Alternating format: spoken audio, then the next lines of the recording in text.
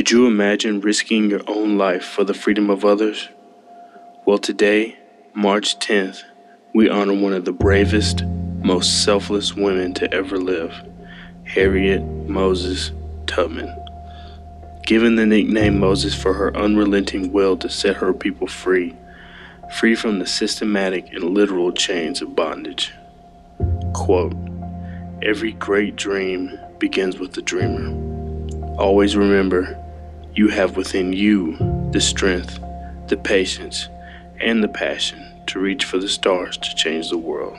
She was I would say, most likely the beginning, and did more in the 1800s than anyone else. And that we standing on her shoulders. Although she was small in stature, we're standing on her shoulder to get to the Dr. Martin Luther Kings and the A. Philip Randolphs. She was a pioneer.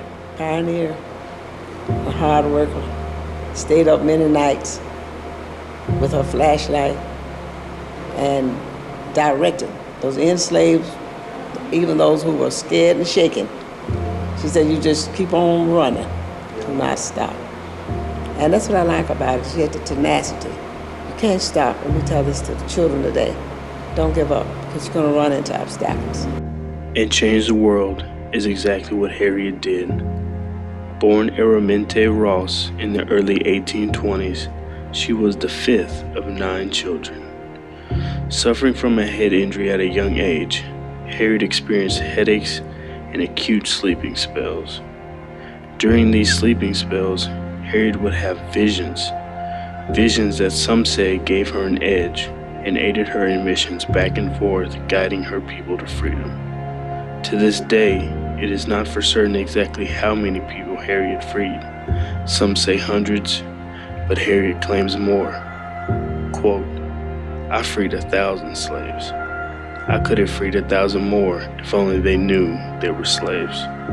Harriet Tubman would have brought runaways to a house like this.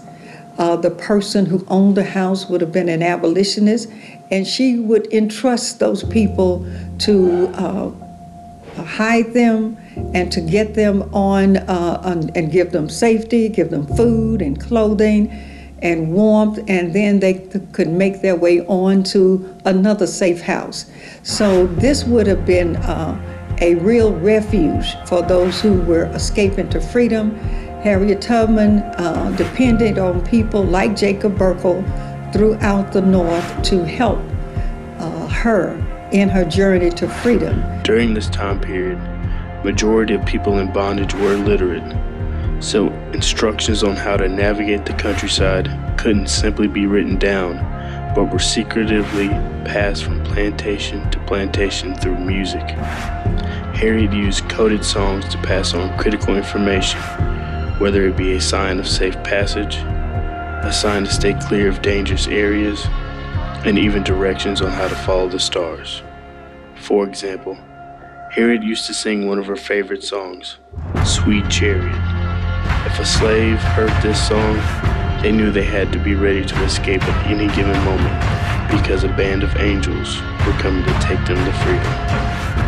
Harriet had gotten so good at freeing her people, the Confederate Army placed a bounty on her head, $40,000.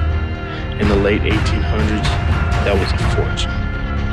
In today's economy, $40,000 would be the equivalent to $1.2 million. Quote, "I had reasoned this out in my mind. There was one of 2 things I had a right to, liberty or death. If I could not have one, I would have the other." Harriet Tubman was a determined woman. She did not fear anyone.